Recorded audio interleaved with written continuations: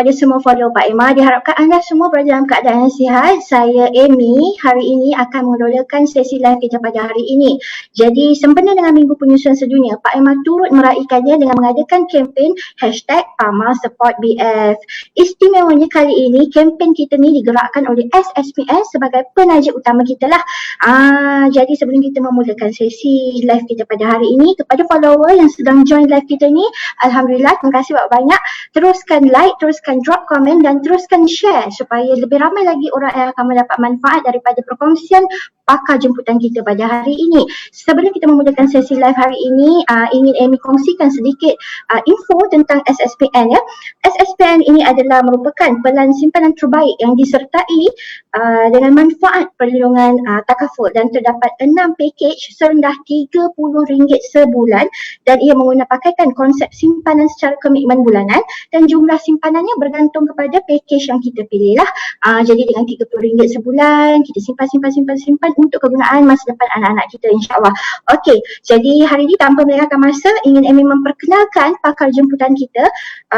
Bukan biasa-biasa orangnya, Dr. Hamid Arsyad, pakar ONG, yang akan bercerita tentang pemakanan dan susu ibu. So, doktor dah ada di talian ke? Assalamualaikum warahmatullahi wabarakatuh. Doktor sihat? Alhamdulillah. Okey, doktor, terima kasih kerana sudi meluangkan masa bersama Pak Emma hari ini. Terima kasih kembali. Okey doktor, jadi kita tak nak buang masa. Kita nak terus bertanya pada doktor soalan kita. Boleh ya doktor ya? Ya, insyaAllah. Okey doktor, betul ke pemakanan ibu ketika menyusu tu boleh mempengaruhi kualiti susu yang dihasilkan doktor? Oh, itu memang sangat penting kerana kilang susu ni jadi factory kan. Mesti ada orang kata raw material ya. Orang kata barangan yang akan di manufacture atau dibina ya. Jadi sumber utama ialah makanan ibu lah ya. Sebab makanan yang berkhasiat, yang berzat adalah sangat penting. Mesti seimbang ya, dari segi kandungan protein ibu yang makanan dia makan tu, kandungan karbohidrat, ya, lemak, vitamin ya, dan lain-lain ya. Jadi ini sangat penting. Susu ibu ni macam saya kata tadi ialah factory atau kilang ya. Untuk mengeluarkan susu yang terbaik yang tak ada tolok bandingnya. Orang kata ini adalah makanan dari syurga. Masya Allah. Okey doktor. So kita nak ke soalan yang kedua, tapi sebelum tu ingin saya ingatkan kepada semua follower Pak Emma yang sedang menonton live kita hari ini untuk teruskan drop komen, like dan share live ni. InsyaAllah semoga lebih ramai yang mendapat manfaat, dan kita akan pilih pemenang bertuah ya untuk memenangi hadiah misteri dari tim Pak Emma. Jadi kita nak juga ingatkan bahawa sesi live kita hari ini digerakkan sepenuhnya oleh SSPN sebagai penaja utama kita. Doktor, kita ke soalan yang kedua, boleh? Boleh, insyaAllah. Okey doktor, kita nak tanyalah, sesetengah ibu yang menyusukan ni kan dia percaya bahawa pengambilan milk booster tu membantu untuk memperbanyakkan susu ibu. Adakah ia fakta atau mitos semata-mata? Boleh doktor explain sikit? Ya, okey ya. Pertama saya nak ceritakan tentang amalan pantang ya. Maknanya sekat tak boleh makan buah-buah, sayur-sayur.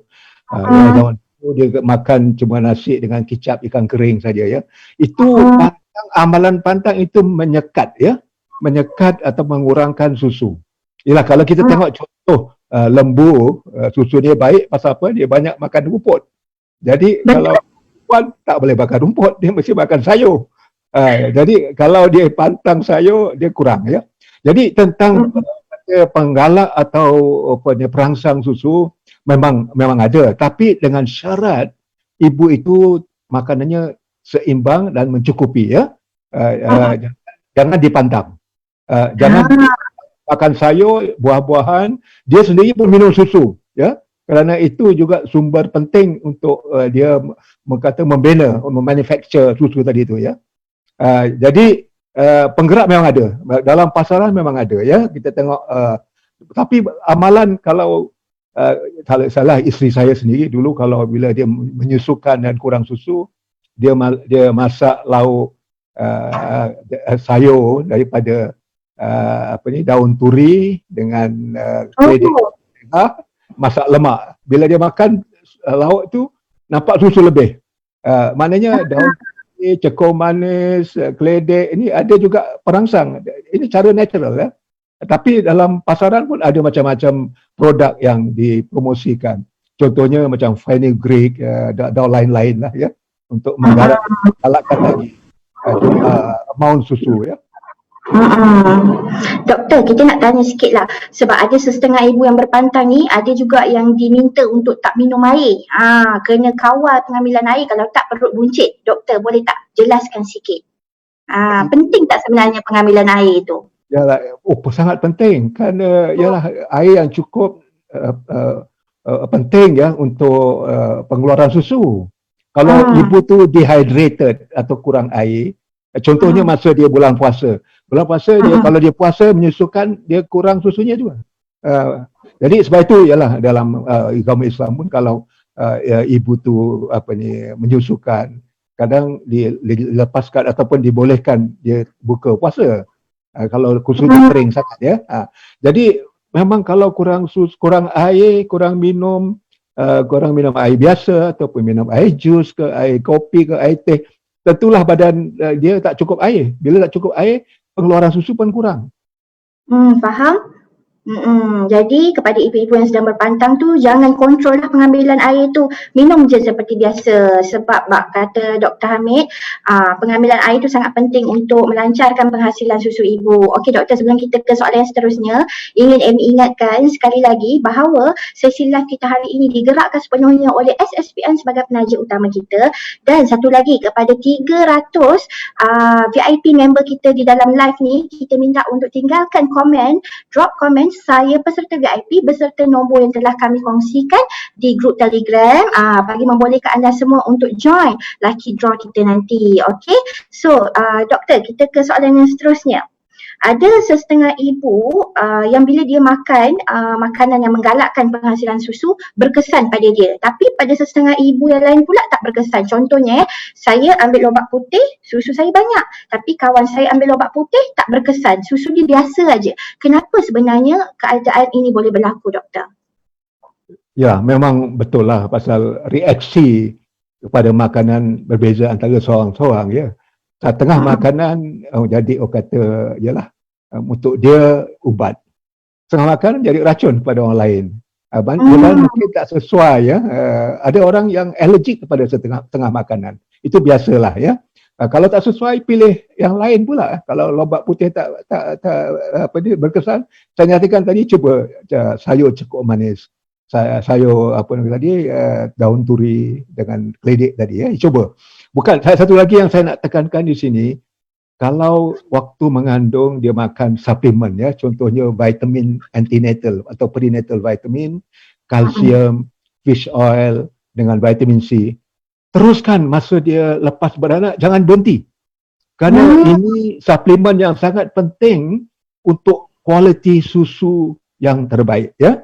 Kerana apa yang dia makan akan masuk dalam darah ibu, dan dari darah dia masuk ke kilang susu, dan dari situ akan jadi susu bayi. Jadi apa kandungan, apa makanan yang dia ambil sangat penting, dan saya nak tekankan di sini suplemen, vitamin dan lain-lain waktu yang diambil waktu mengandung diteruskan. Tak ada salahnya doktor ya, boleh diteruskan walaupun selepas melahirkan bayi ya. Bukan salah, bukan, penting sekali diteruskan. Tidak saya kata salah, malah saya galakkan. Saya di sini. Jadi kepada ibu-ibu yang mungkin ada ambil sebarang suplemen ketika kehamilan, boleh teruskan. Doktor kata penting untuk anda teruskan pengambilan suplemen tu lah. Selepas melahirkan pun masih boleh makan lagi. Doktor, kita nak ke soalan yang seterusnya. Macam mana pula pengambilan ubat oleh ibu yang menyusukan bayi ni mempengaruhi tak kualiti susu ibu ni? Contoh, saya tak sihat, saya ambil paracetamol. Adakah ia memberi kesan kepada susu saya jika diminum oleh bayi? Okey. Jadi setengah ubat ya macam antibiotik, paracetamol, painkiller ataupun anti fever ni kan ya.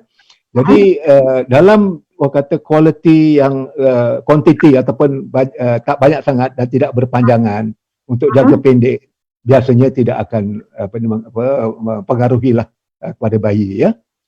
Lagipun ialah susu ni dia macam dia ialah mesin yang ada yang pandai lah, yang cerdik ya. Mungkin benda-benda yang tak baik itu dapat ditapis di situ ya. Untuk menentukan bahawa kualiti susu yang dikeluarkan untuk bayi itu selamat. Jadi kalau ubat-ubat yang lebih teruk seperti ubat steroid ke kemoterapi ke ya, jadi ya itu tidak digalakkan, itu bahaya ya.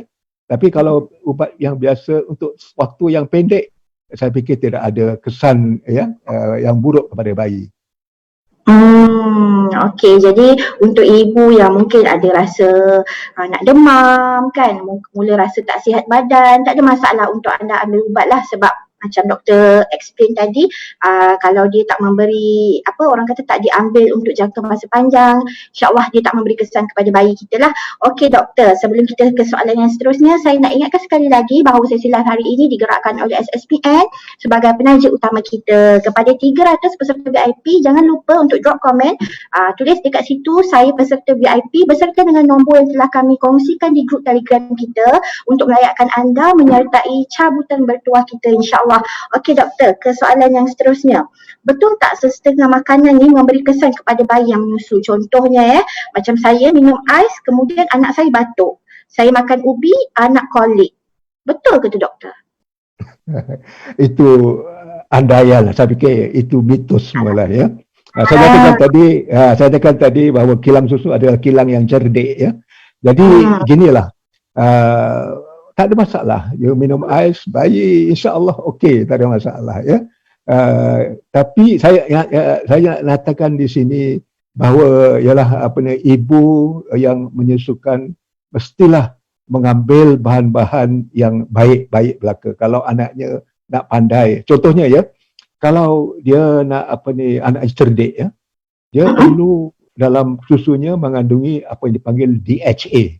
DHA itu yang mana didapati daripada kata fish oil ataupun minyak ikan. Jadi kalau dia makan, ibu tu masa menyusukan makan lebih ikan ataupun ambil minyak ikan tu sendiri, mungkin otak anak lebih baik ya, lebih insya-Allah masa depan mudah dirangsang dan mudah jadi cerdik. Jadi sebenarnya dia tak bergantung kepada pemakanan ibu lah doktor ya? Bermakan, tapi tidak akan menyebabkan yang sakit. Macam yang nyatakan tadi lah, kalau dia makan ais jadi anak itu tidak. Kalau makan kacang dia jadi alergi, tidak. Itu tidak akan mempengaruhi. Makanan yang mempengaruhi pada ibu directnya menyebabkan dia alergi ke apa, biasanya tidak ada kesan pada bayi. Okey. Jadi kalau ibu mempunyai alahan terhadap sesuatu makanan tu tapi dia menyusukan bayi, bayinya mungkin tak akan ada apa-apa masalah lah. Ibu sendiri kena tahulah kalau ibu tu ada alergi, kan, betul doktor? Yalah. Tapi ibu tu kalau dia tahu Allah kepada suatu perkara, jangan ambil, nanti kan dia ada masalah pula. Betul? Kan, yelah sebab setengah ibu ni kadang-kadang doktor teringin lah, nak rasa sikit lah, padahal dah tahu dah benda tu akan beri efek kepada dia, kan. Okey doktor, macam doktor cakap tadi yang kita ni menghasilkan susu adalah kilang yang cerdik, yang boleh menapis lah mana baik, mana buruk, kan doktor kan. Tadi doktor dah explain, cuma saya nak minta doktor untuk buat kesimpulan sikit lah tentang pemakanan ibu ni doktor, dengan kualiti susu yang dihasilkan. Betapa pentingnya ibu untuk menjaga pemakanan supaya kualiti susu terjamin dan kesihatan anak-anak juga terjamin. Boleh doktor berikan sikit kesimpulan? Okey, untuk menyimpulkan ya, apa yang ibu makan itu akan menghasilkan ialah kualiti ya. Kalau jadi ibu makan makanan yang berkualiti, yang berkhasiat, yang berzat ya, yang penuh dengan vitamin, dengan antioksidan sebetul. Jadi ini semua akan masuk dalam susu dan akan dibagikan kepada bayi. Jadi ibu jangan pantang makanan ataupun menjauhkan makanan-makanan yang berkualiti seperti zaman dahulu dulu ya. Okey, vitamin, suplemen mesti diteruskan. Fish oil dimakan terus. Kalsium sangat penting. Pasal apa? Masa menyusukan pun kalsium itu penting untuk membina tulang bayi ya. Ingat ya, kalau tak nak makan pil suplemen kalsium, minum susu biasa pun ya. Itu sebagai satu sumber untuk ibu dan dibekalkan kepada bayi. Okey doktor, sebelum kita akhiri sesi live kita pada petang ini, Amy nak tanya sikit lagi doktor. Katakanlah kalau macam ibu tu dia menyusukan bayi, adakah macam doktor kata tadi lah kena ambil suplemen kalsium, kalau tak nak ambil suplemen kalsium pun banyakkan susu. Adakah betul sesetengah ibu dia akan keguguran rambut, gigi dia mungkin akan ada sikit masalah kalau dia tak mengambil sebarang suplemen ketika menyusukan bayi? Saya fikir itu ada kebenaran ya. Kerana kalau dia kurang ya, maknanya susu akan terus mengambil sumber-sumber daripada ibu itu sendiri. Jadi kalau ibu tak tampung daripada makanannya itu, daripada suplemennya itu, jadi badan dia akan mengalami lah ya, macam keguguran rambut ke, kulit ke, jadi kering ke, apa semua itu ya. Jadi itulah saya nyatakan tadi, makanan ibu sangat-sangat penting dengan suplemen, dengan amalan vitamin, kalsium, minum susu, minum jus ya. Ini semua jus-jus seperti air kelapa, tak ada pantangnya. Air soya bean, itu semua digalakkan untuk ibu mengambil waktu menyusukan. Okey, baik doktor, terima kasih banyak. Terima kasih juga kerana sudi bersama dengan Pak Emma untuk sesi live hari ini doktor. Terima kasih kembali. Saya harap ialah program ini dapat membantu ibu-ibu yang memerlukan panduan. Okey, terima kasih doktor. Kita nak ucapkan terima kasih banyak-banyak sekali lagi kepada Dr. Hamid Arsyad di atas kesudian beliau bersama dengan kita pada petang ini berkongsi tip dan juga menasihatkan kita tentang beberapa perkara tentang pemakanan dan susu ibu. Jadi diharapkan dengan perkongsian doktor tadi dapat memberi sedikit penjelasan kepada ibu-ibu yang menyusu di luar sana lah. Jadi sebelum akhiri sesi live kita hari ini, Amy ingin ingatkan sekali lagi yang sesi live kita pada petang ini digerakkan sepenuhnya oleh SSPN sebagai penaja utama kami. Dan kita nak buat sikit kesimpulan bahawa susu ibu adalah yang terbaik dan penting untuk menjamin kesihatan anak-anak serta menggalakkan tumbesaran yang baik untuk anak-anak kita. Dan bagaimana pentingnya susu ibu kepada anak-anak, begitu juga pentingnya untuk kita sebagai ibu ayah membuat simpanan untuk masa depan mereka. Jadi ingat ya, simpan jaminan masa depan. #LoveSSPN. Kita jumpa lagi di live yang akan datang. Assalamualaikum. Saya Amy mengakhiri sesi live pada hari ini. Terima kasih Dr. Hamid sekali lagi. Jumpa lagi insyaAllah. Bye. Assalamualaikum.